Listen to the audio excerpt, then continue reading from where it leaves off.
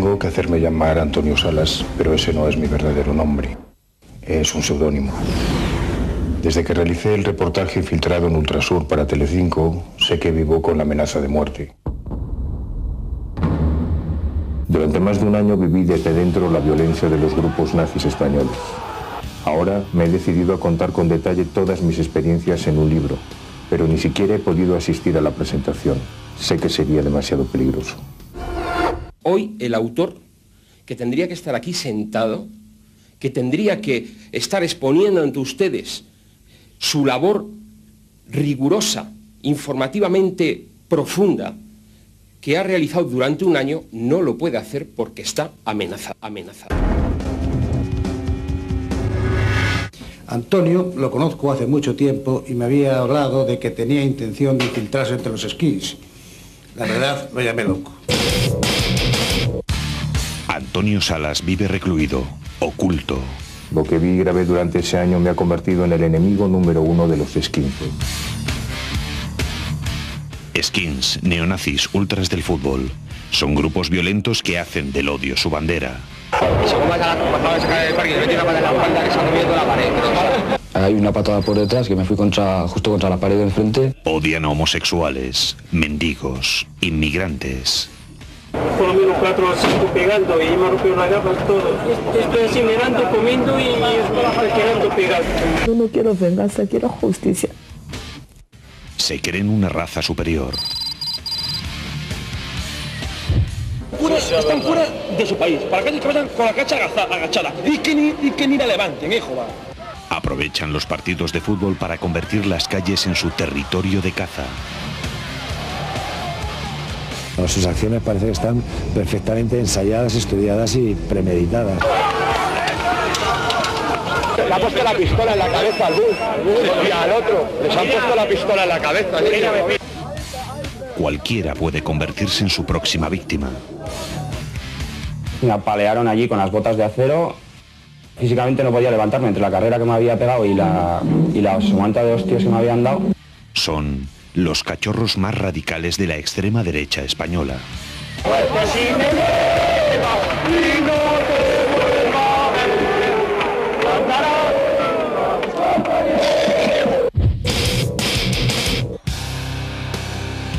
El haber sido el único periodista español que se ha infiltrado en el movimiento neonazi me ha puesto en su punto de mira.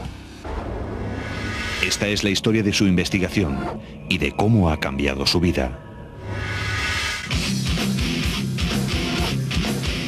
Lo primero que tuve que hacer fue crear un personaje. Tenía que parecer un auténtico cabeza rapada.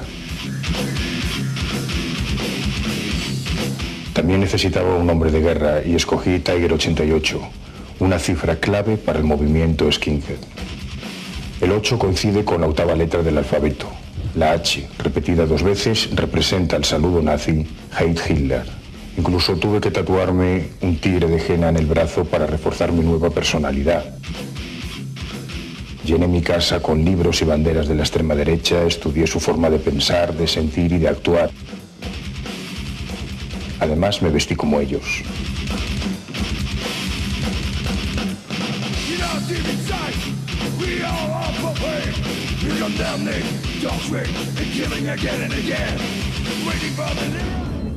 Los grupos skin son muy cerrados, se conocen perfectamente entre ellos y son extremadamente desconfiados. Antes de llegar a los ultras tenía que hacerme conocido también en el mundo de la extrema derecha española. En estas manifestaciones, convocadas por partidos de extrema derecha, comencé a relacionarme con personajes como el Chopi. Más tarde me enteraría de que él es el responsable de la sección juvenil de Ultrasur. En los conciertos skin también comencé a establecer contactos. La música es tan importante como el fútbol. Son conciertos clandestinos, celebrados siempre a puerta cerrada, auténticos actos de propaganda nazi.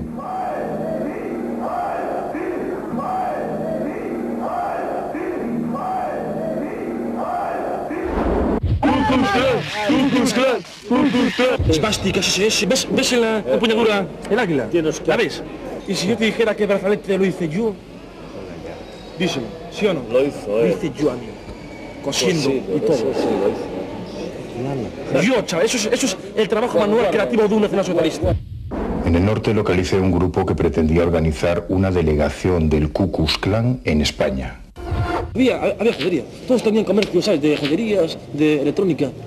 Los ¿sabes? Iban con equipas, ¿sabes? Hijos de Por los mataras, me cago. Sí, yo te lo digo. Tanta legión, matarlos. Pero hay una pistola que permitir matarlos. Ha conocido a dos viejos conocidos míos, unos locos, los responsables del Ku Klux Klan. ¿Sabes cómo pone en letra gótica? Sí. Mein Ehr ist treu. Mi honor es la fidelidad. Estos habían amenazado con quemar Rivadavia por el mero hecho de que celebran allí la fiesta judía. También querían quemar Toledo, Gerona. Bueno, y si los dejan, yo creo que quemaban hasta Jerusalén.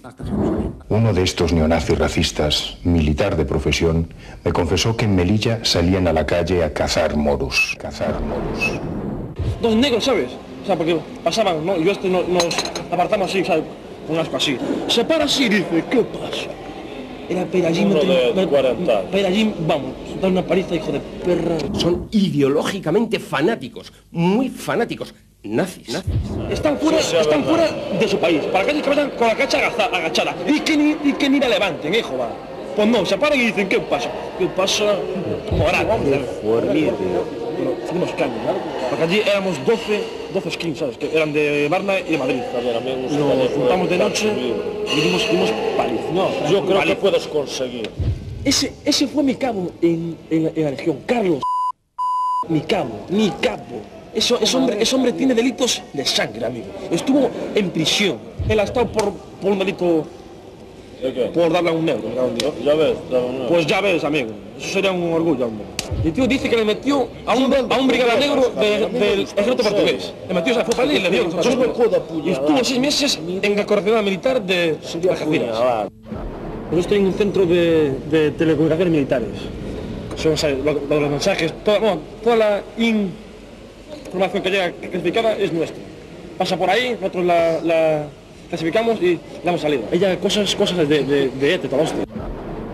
Pero somos pocos, lo que hay que ser serios y poder construir algo. Ayer aún por ahí se vende eso. Son miembros de un grupo de extrema derecha, con conexiones internacionales, denominado Alternativa Europea. En estos momentos intentan importar desde Estados Unidos la violencia racista y el ideario xenófobo del Ku Klux Klan.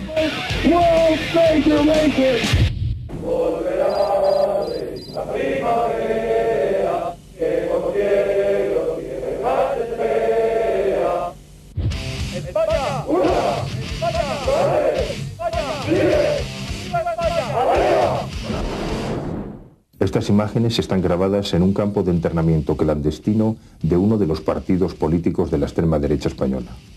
Juran, por su honor, defender a la patria de la invasión inmigrante.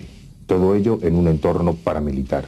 Pretenden implantar en España la opción política que en Francia ocupa Le Pen y en Austria Haider.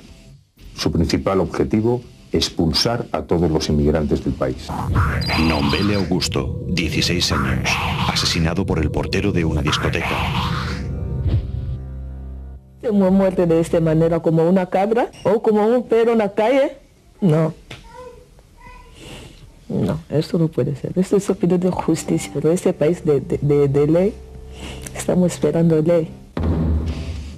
Hace 11 años huyeron de la guerra civil en Angola. Voy a este país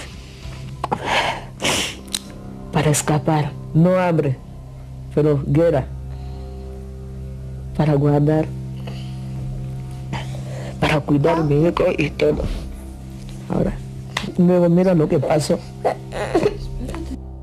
Jamás tuvieron problemas con nadie. Pensaban que los españoles no eran racistas. Hasta que asesinaron a su hijo de una puñalada a sangre fría. Yo hasta hoy, desde que se ha muerto mi hijo, estoy a analizar, siempre voy en trabajo, estoy trabajando, analizar por qué me ha pasado esto, por qué me ha pasado esto. Dios mío, la verdad es por racistas. Si no, no tenía que morir mi hijo para defender un blanco. No puedo comer, ahora mi comida es cerveza. Si no bebe, Si no borracho, no voy a dormir. Hace solo unos meses acudió junto a unos amigos a una conocida zona de marcha madrileña, Costa Polvoranca, donde en los últimos años han sido asesinados al menos 2 jóvenes más. Allí el portero de una discoteca le apuñaló varias veces por la espalda y en el corazón. El autor material del atentado racista estuvo huido más de un mes antes de ser detenido. Mucha gente está muriendo en la calle, porque no hay ley, como estoy diciendo, no hay ley.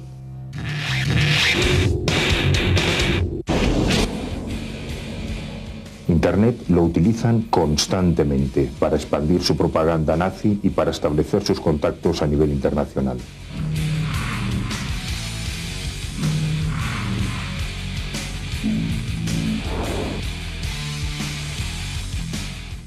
Así fue como me acerqué hasta los cabecillas de Ultrasur.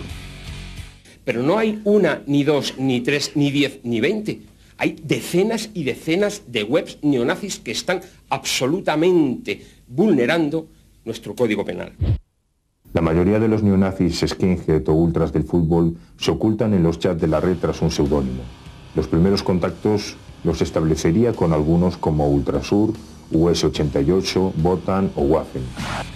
Un domingo, que había partido del Madrid, uno de esos internautas nazis, que se hacía llamar Ultrasur, me citó en una cervecería situada al lado del Estadio Bernabéu. Yo no tenía ni idea de quién era y solo conocía su apodo en la red. Ultrasur, coño, tío, ¿qué tal? La verdad es que me quedé de piedra al comprobar que mi nuevo amigo de internet era en realidad Álvaro Cadenas, el número 2 de Ultrasur después de Ochaíta y uno de los miembros más violento y legendario de la Peña Radical. Cadenas tiene 31 años. Detenido en el 88 y 89 por lesiones y daños, en el 93 por robo con intimidación y en el 98 en Alemania por difundir símbolos nazis. En el 99 fue detenido en una reyerta acusado de apuñalar a un policía. Recientemente he podido saber que Álvaro Cadenas acaba de ser condenado a 4 años de prisión.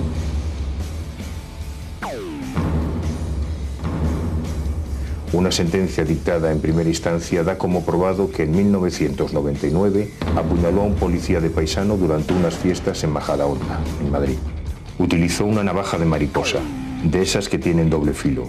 Son las que los pandilleros suelen utilizar para sus peleas callejeras y las agresiones en la calle. En esos incidentes le fueron incautadas 138 invitaciones, de las que el club les cede a los ultras y que luego ellos venden para financiarse. Una muy parecida a esas es la que me vendió a mi Ochaíta en el Moai. En ese mismo atentado participó uno de sus más directos colaboradores en Ultrasur, José Antonio Reyes, alias El Gordo Reyes. Ha sido condenado a 1 año de prisión después de que el juez haya dado por probado que agredió a otro policía local durante esos incidentes. Pegaron a los periodistas y destrozaron el mobiliario urbano.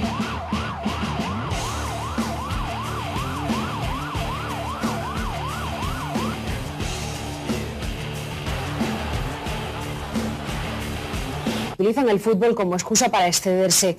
Y la prueba la tenemos en que los 4 detenidos de momento por los incidentes del miércoles, antes y después del partido Real Madrid-Barça, pertenecen a otros grupos neonazis, además de ser hinchas Ultrasur. Álvaro Cadenas, detenido varias veces hasta por intento de homicidio, es el supuesto cabecilla de las llamadas Juventudes de Canillejas, unos personajes que entre otras cosas pegan a inmigrantes. En primera línea, enfrentándose directamente con la policía al número 2 de Ultrasur. Álvaro se convertiría en uno de mis principales contactos y él es el que me permitió entrar en Ultrasur. Al José, estoy viendo al Pío, estoy viendo al Teletabi, estoy viendo al Mario que también mira fútbol, al Chupi, que son todos de Hammerskin. Álvaro acababa de reconocerme que la mayoría de sus amigos de Ultrasur pertenecían también a los Hammerskin, los neonazis más violentos. Era la prueba más evidente de la estrecha relación entre los ultras del Real Madrid y los cabezas rapadas. Sinceramente, lo que he sacado en claro es que para la mayoría de los Ultrasur, el fútbol es solo una excusa para juntarse y practicar su deporte favorito, la violencia. Pero mi trabajo de infiltración aún tenía que dar algunos pasos más. Tenía que conseguir que Ochaíta me aceptara como socio de Ultrasur. Así fue como me convertí en el socio número 1019 de la peña más radical del fútbol español.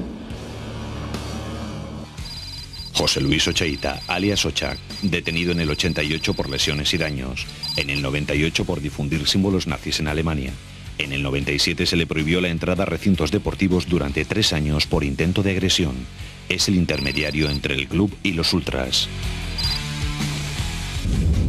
El propio Ocha me vendió una de las invitaciones para entrar en el estadio, cuya venta está prohibida porque se la regala al club para repartir entre ellos. Es otro más de los negocios de Ultrasur. Mientras yo estuve infiltrado, el líder de los ultras tenía montado un tenderete en la cervecería El Moai, actualmente Drakkar, situada junto al Santiago Bernabéu. En este puesto de venta trafica con las invitaciones del club y vende artículos de Ultrasur.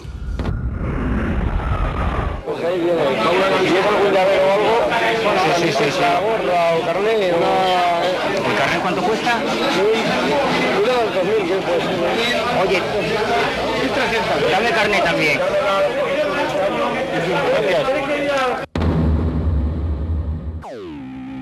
Ocha sabe perfectamente que vender invitaciones del Madrid es un delito.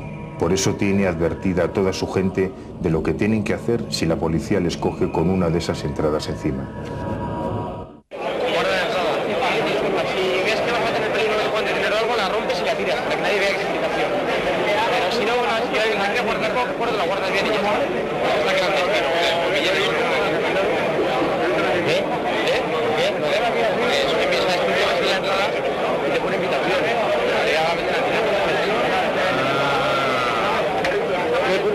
Pero se podrá conseguir una, Palma. Pero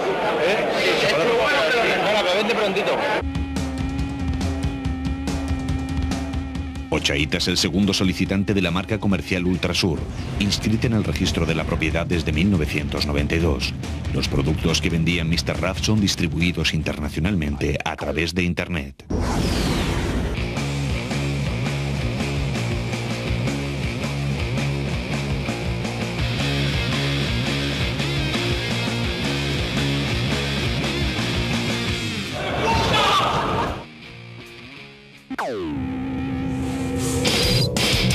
Entré en el estadio rodeado de los Ultrasur y justo delante de mí la policía estaba cachando aleatoriamente a algunos ultras.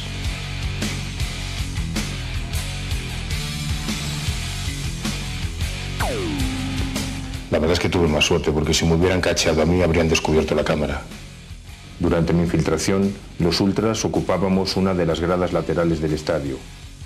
El club nos había expulsado de nuestro emplazamiento habitual en el fondo sur por romper una portería en un partido de la Liga de Campeones. Aquello le costó al Real Madrid una multa millonaria. Dentro de la grada, los ultras no se comportan como aficionados al fútbol normales. Sus cánticos son más políticos que deportivos. Yo he cantado el Cara al Sol al lado del mismísimo Ochaíta, a 1 metro de él, como uno de sus más próximos camaradas. ¡Se nos oyen los rojos de mierda! ¡Me cago en la puta!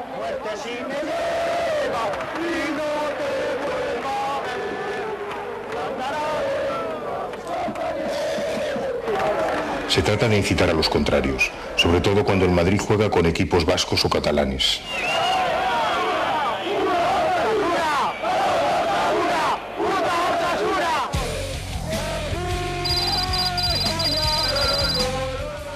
La gran pregunta es, ¿cuentan los ultras con el apoyo de los clubes? Personalmente, lo que más me sorprendió es que Ultrasur disponía de un almacén propio dentro del estadio para guardar sus pancartas, tambores, megáfonos y el material de los tifos. Al terminar uno de los partidos, recorrí los pasillos del estadio siguiendo a alguno de los ultras más jóvenes.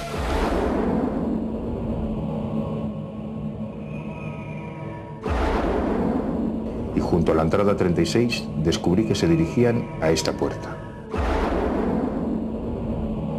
Poco después, uno de los ultras saca de su bolsillo las llaves que abren este almacén que, según parece, el club les cede dentro del estadio.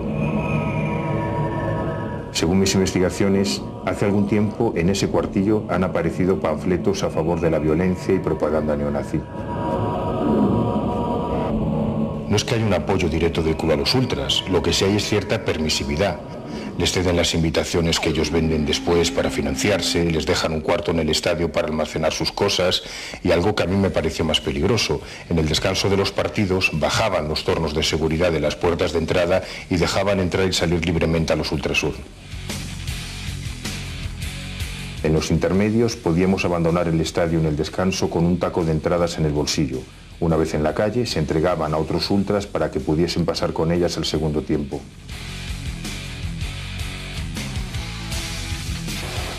Así se incrementaba el aforo de la grada en la segunda parte del encuentro sin ningún tipo de control. Además, durante años, algún presidente y muchos jugadores han cedido su imagen a Ultrasur, les han concedido entrevistas y les han cedido objetos para sus rifas.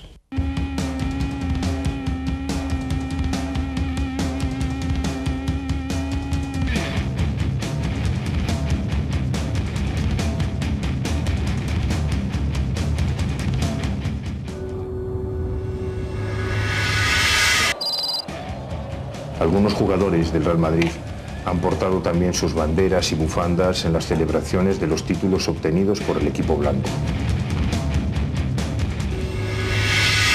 Después de cada partido, los ultras acuden a sus locales habituales de reunión.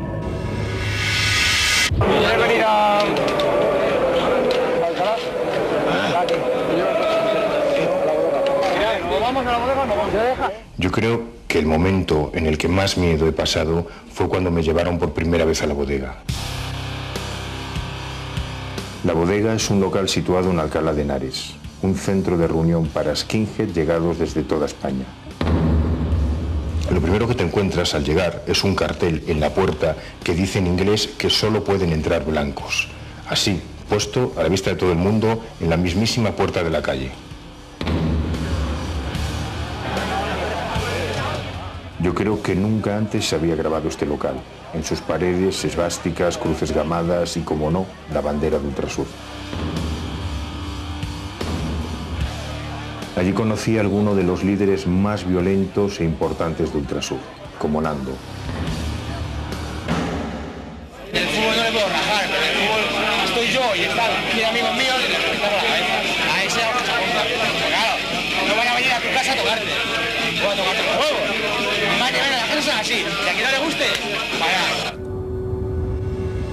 Mira, a mí no me avergüenza confesar que allí dentro, en la bodega, pasé auténtico pánico.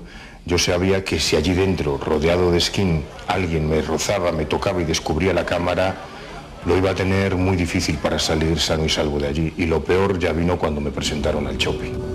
Chopi se enorgullecía ante mí de que los cachorros neonazis acababan de provocar altercados en un céntrico barrio madrileño.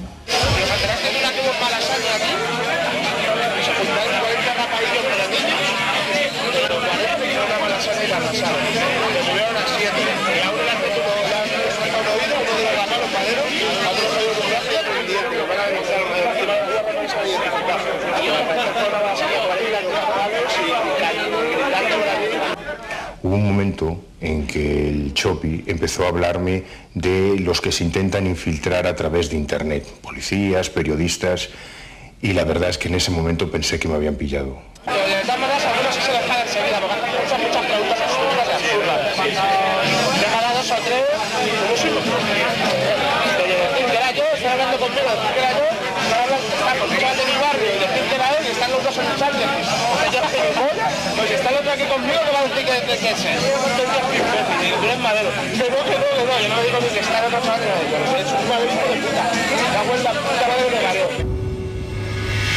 Hubo un momento en que me di cuenta que tenía que cambiar las cintas y la batería de la cámara y me escondí en el cuarto de baño.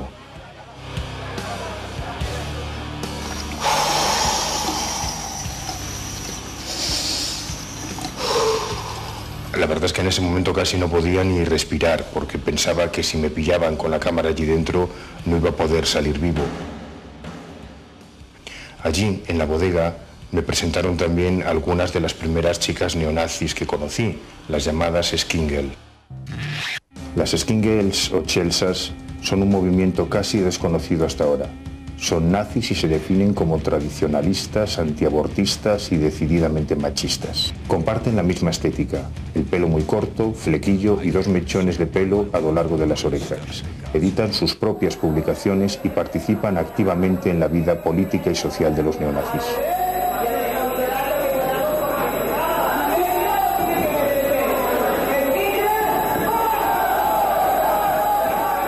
Una ocasión en que una skinhead descubrió, me notó que llevaba un bulto que era la microcámara oculto debajo de la bomber y pensó que era una pistola, y en ese momento, en esa situación, y aunque no me siento orgulloso de ello, pues tuve que salir del paso como mejor pude, y fue dejándome llevar por la situación que ella estaba creando. Yo creo que esa chica se excitó al pensar que llevaba una pistola. Es parte del alto concepto que tienen por las armas y por la violencia.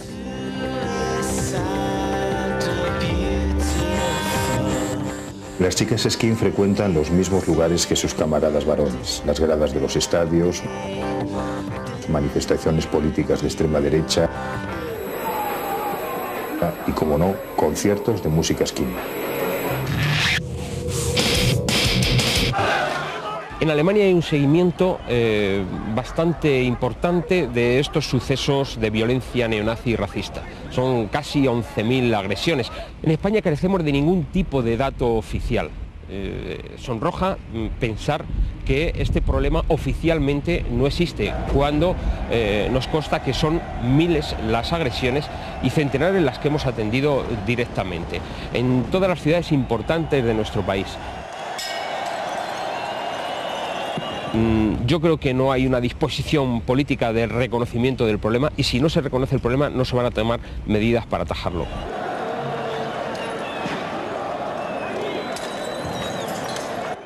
Según el Movimiento contra la Intolerancia, la violencia neonazi se ha cobrado casi medio centenar de víctimas mortales.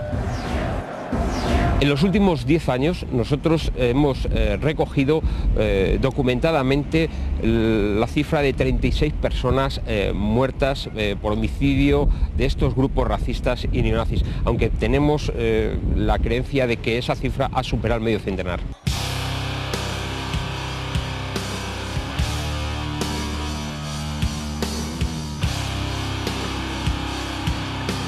Al menos 36 muertos en agresiones neonazis en los últimos años.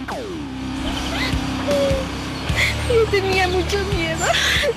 Víctimas mortales que se suman a la cifra de 321 casos de agresiones, torturas o violación denunciadas por Amnistía Internacional.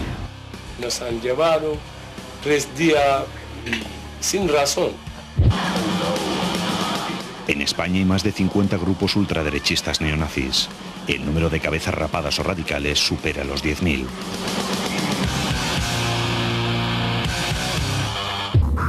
David González, 16 años, apuñalado en el costado y en el corazón por un grupo de skinheads. 2 malnacidos de estos con un puño americano agredieron a los 2 compañeros de David. David y el otro amigo salieron en defensa de ellos. Estos 2 individuos salieron corriendo después de haber dejado a uno inconsciente. Fue a por ayuda y al cabo de los 2-3 minutos aparecieron otros 9 o 10 individuos, estima la policía, con 3 de ellos armados con cuchillos. Pues a partir de ahí el pánico y cuando yo incluso se había parado pensando que aquello se había acabado, pues llegaron por detrás y con una puñalada, digamos, certera, adiestrada, y hay que ser de muy mala pasta para dar una puñalada tan certera y acabar con la vida de David.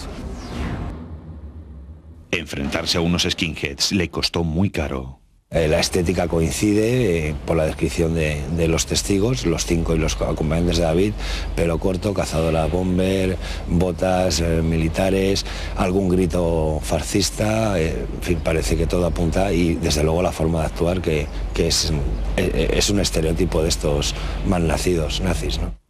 Un crimen que hizo saltar todas las alarmas. 7 años después, la policía sigue sin encontrar al asesino de David González.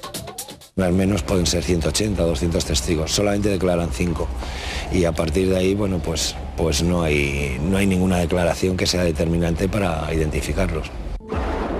Al menos 10 individuos participaron directamente en la agresión, pero el miedo y la ley del silencio pesan demasiado. Cuando intervienen 8 o 10, la vida es larga y 8 o 10 personas, por llamarles algo, a algunos existe la persona y llegará un momento en el que tendrá que recapacitar o a lo mejor lo tendremos que acorralar. Mantener ese aumentado, ese silencio, realmente es complicado y la explicación es que hay mucho miedo o mucha organización dentro de estos grupos. Una banda armada, adiestrada militarmente, que mata gratuitamente en pleno centro de Madrid. Ellos no quieren pertenecer a la sociedad y entonces lo único que podemos hacer es apartarles. Y el único sitio que yo conozco es la cárcel. La violencia neonazi, injustificada, irracional, se cruzó definitivamente en el camino de David González. Fue David como podía haber sido cualquier otro joven. Lo que sí está claro es que ese día pues querían ir de cacería, ¿no? Como suelen hacer.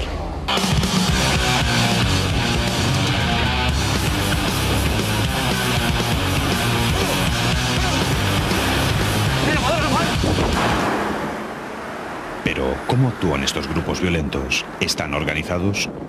Sí, claro que están organizados. A la salida del estadio se juntan en grupos de 4, 5, 6 personas para comenzar lo que ellos llaman la caza. Yo estuve con ellos cazando aficionados de los Osasuna, por ejemplo.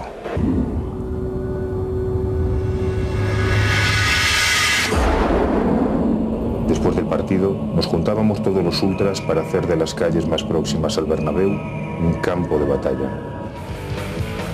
Sus presas preferidas son los aficionados de la hinchada rival, pero tampoco están a salvo los gays, inmigrantes o los negros. Ya estamos borrachos, yo empiezo a notar nuestro instinto agresivo. Buscaremos pelea por toda la ciudad y cuando estemos cansados volveremos al mar a beber. ¿Voy a subir para arriba? ¿Hay que apedrear? A pedrear lo que sea. Es que tú vas así vestido, déjame, te cambio la capa ahora por la bomba. Hay que ir de casa, no te pasa. Si no eres skin, ¿de qué vas a ir si no? De rompecabezas. Daniel era uno de mis camaradas casual. Los casual son rapados que han cambiado la estética skin por ropa normal para no llamar la atención de la policía, y mucho menos de sus víctimas. Yo creo que podría decirse que los skinhead son los nazis que van de frente orgullosos de ser nazis y los casual son los nazis infiltrados, los nazis que van de paisano. Actúan en grupos. Cada grupo de skin sigue a un grupo de aficionados rivales hasta que se alejan del estadio. Así la policía no puede hacer nada. Yo estuve con ellos esperando a que salieran coches de Navarra de un parking de la Castellana, por ejemplo, para apedrearlos. Nos ponemos aquí en el semáforo y pillamos a Madrid. Pues han salido ya corriendo.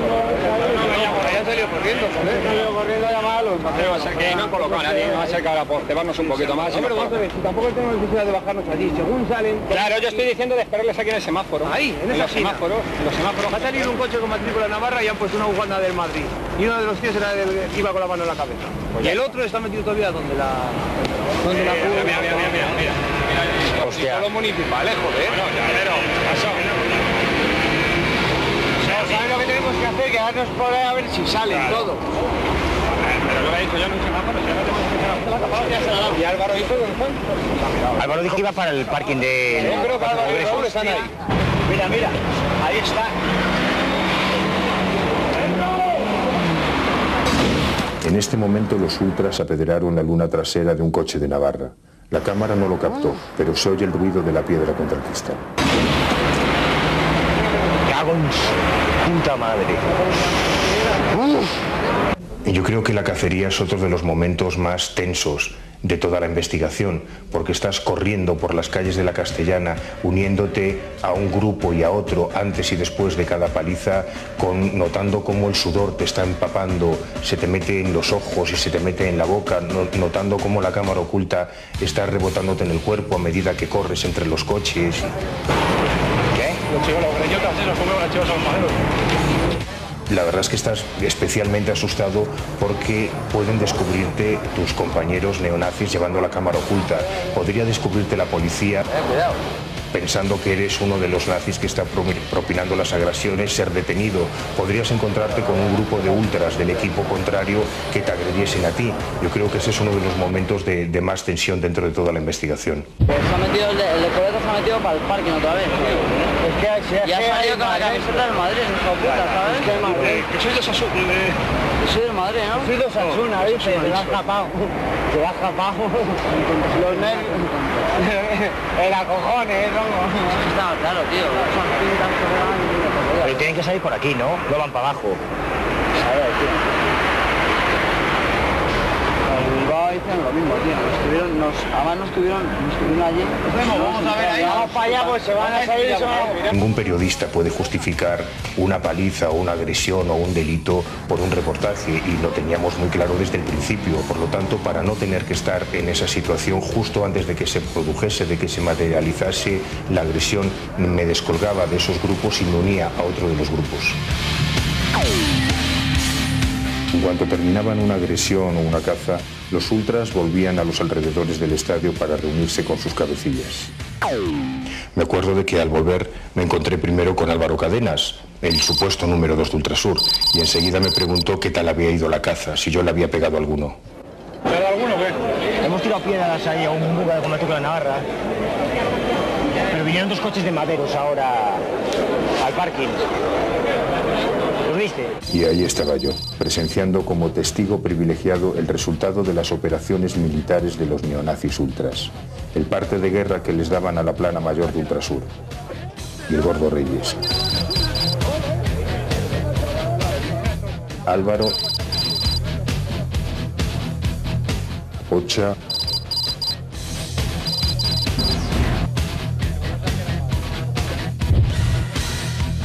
de pronto un Ultrasur llega exhibiendo los trofeos que acaba de robar a una de sus víctimas. Se muestra orgulloso ante sus superiores. Pasión fácil. Pasión fácil. ¿Quién es eso? Un grupo que esto. ¿Quién es? ¿Te ha regalado? Sí, se me ha regalado. ¿Qué dices? Le veníamos siguiendo José Carlos, otro chaval de aquí y yo, de abajo, que se ha regalado con la chica de Cusco. Y llegando ya al parque de Cusco, encontramos a Emilio que viene bajando. Álvaro Plano. Y la mujer, mi marido es extranjero, que se me de aquí, digo, no de aquí, bufando la mochila. Me jode con el empeño. Guateo. Mira,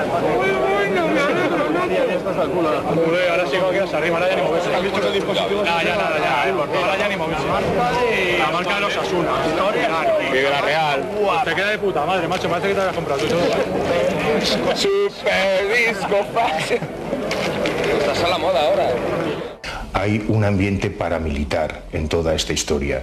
Nosotros nos organizábamos en comandos de 4, 6, 8 guerreros, soldados arios, que teníamos una misión que teníamos que cumplir y que teníamos que demostrar después a nuestros superiores. Por eso, después de cada agresión, perfectamente organizadas, comunicándonos por teléfonos móviles y funcionando un poco como una guerrilla urbana, como una guerrilla callejera, después de cada agresión se coge un fetiche, un trofeo de cada una de las víctimas, si están manchadas de sangre mejor, y se vuelve a la base de operaciones. En estos casos era la cafetería, el bar Moai, muy cerca del Bernabéu, para demostrar a los líderes de la organización, en este caso Ocha, Álvaro o el Gordo Reyes, que habíamos cumplido como los guerreros arios que se suponía que éramos. Solo esa noche la policía contabilizó más de 50 palizas y yo presencié buena parte de ellas. Lo más indignante es que la mayoría se las propinaban a familias que tan solo habían acudido a Madrid a ver un partido de fútbol.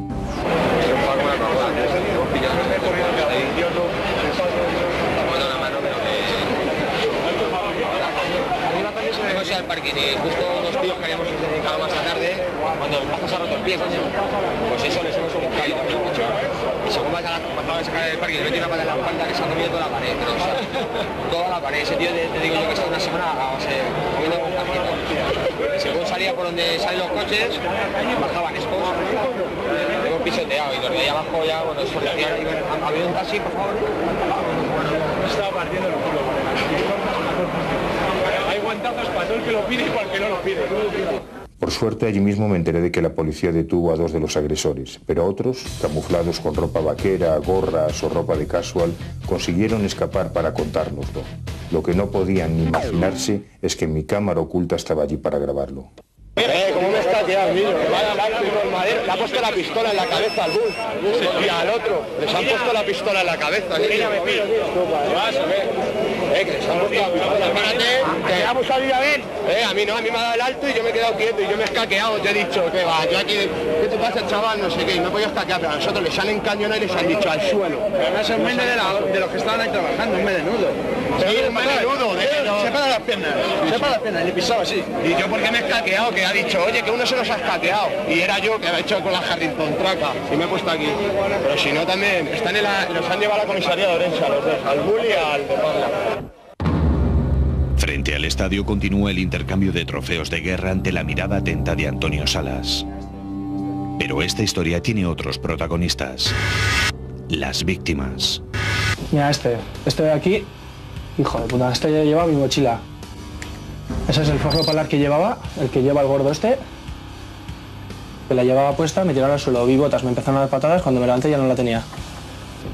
Y a ver qué esto que me están sacando, pues sí, sacan una bufanda, míales. Y un cartel de nuestra peña. ¿Qué es eso? Sí, la mochila lo lleva. Ahí sí va a ser... Puede ser muchas cosas. Aquí es una mochila. Un garito al lado. Queda un guarro. Quédatela, coño. Abre las piernas.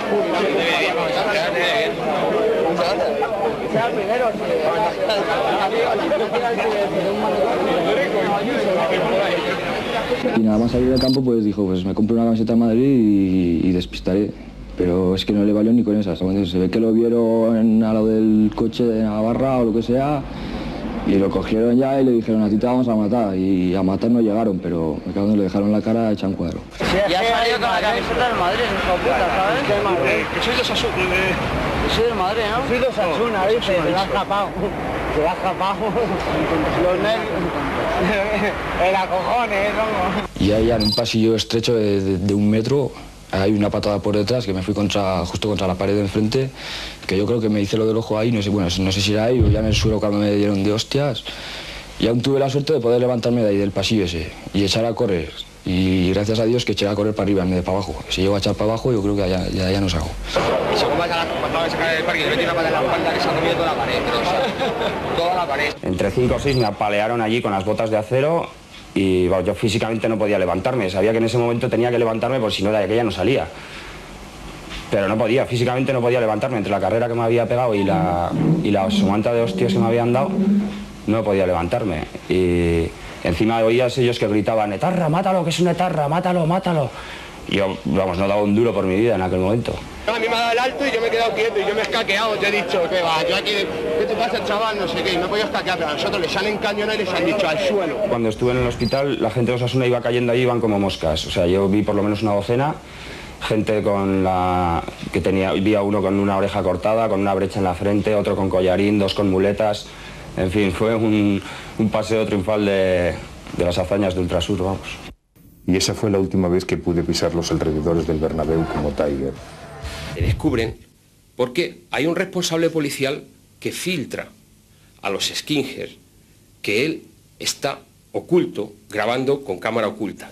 Pues la verdad es que quizás deba agradecerle a las competencias profesionales entre los distintos servicios el poder estar aquí dando este testimonio, porque fue un funcionario de otro servicio de información el que me advirtió de que en un servicio contrario en la policía alguien me había delatado a los Hammerskin y a Ultrasur. Esa noche, si no fuera por ese funcionario de Barcelona que me advirtió, habría acudido a una cita para recoger material con Nando, uno de los cabecillas de Ultrasur, y quizá no habría salido de esa reunión. A los pocos días comencé a recibir amenazas. Supongo que por todo esto hoy me he convertido en el personaje más odiado y más buscado por los skinheads de España.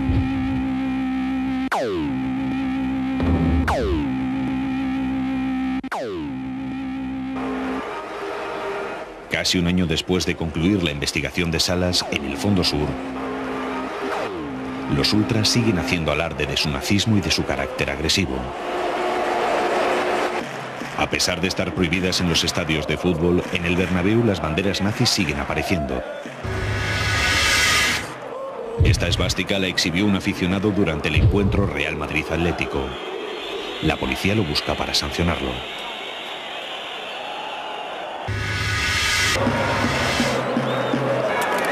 Por lo demás, todo sigue igual. Los ultras siguen disponiendo del almacén dentro del estadio donde guardan sus pancartas y banderas. Como demuestran estas imágenes, actualmente es un miembro de la seguridad privada del estadio quien dispone de las llaves del mismo.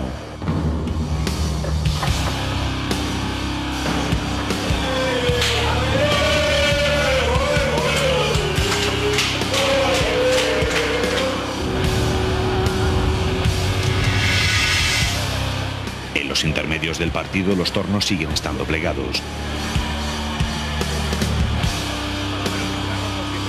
Parece que nadie está dispuesto a evitar que los ultras aumenten el aforo de su grada sin ningún control.